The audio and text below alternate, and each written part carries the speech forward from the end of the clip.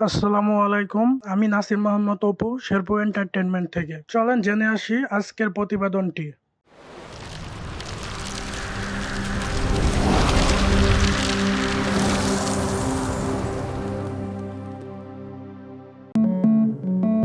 আগামী ঈদ উল ফিতরের Prince cinema নিয়ে হাজির হচ্ছেন ঢাকাই সিনেমার শীর্ষ নায়ক শাকিব খান। এই সিনেমার নায়কের বিপরীতে দেখা যাবে ৩ নায়িকাকে। সেই তালিকায় প্রথমে প্রিয়াঙ্কা চোপড়া থেকে হানিয়া আমিরের নামের গুঞ্জন ছড়ানো হলেও শেষ পর্যন্ত শাকিবের নায়িকা হচ্ছেন কলকাতার অভিনেত্রী ইধিকা পাল।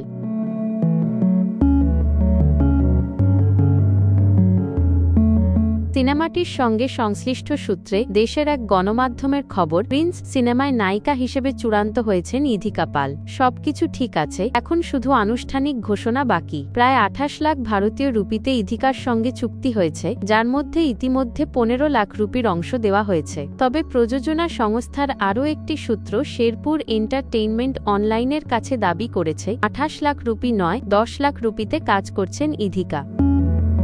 প্রিয়তমা মুক্তির পর ইধিকা পালের নাম ২ বাংলায় ছড়িয়ে পড়ে। সিনেমাটি শুধু ব্যবসায়িকভাবে সফলই হয়নি, ইধিকার অবস্থানও নতুন উচ্চতায় নিয়ে যায়। এরপর তিনি টলিউডে একদা সবচেয়ে বেশি পারিশ্রমিক প্রাপ্ত নায়িকার কাতারে উঠে আসেন। প্রিয়তমার সাফল্যের পর টলিউড সুপারস্টার দেব এর বিপরীতে অভিনয়ের সুযোগ পান ইধিকা। সেটিও দর্শকপ্রিয়তা ও ব্যবসায়িক দিক থেকে সফল হয়। এরপর ইধিকা আবার ঢালিউডে ফিরে আসেন, শাকিবের সঙ্গে কাজ করেন বরবাদ সিনেমাতে।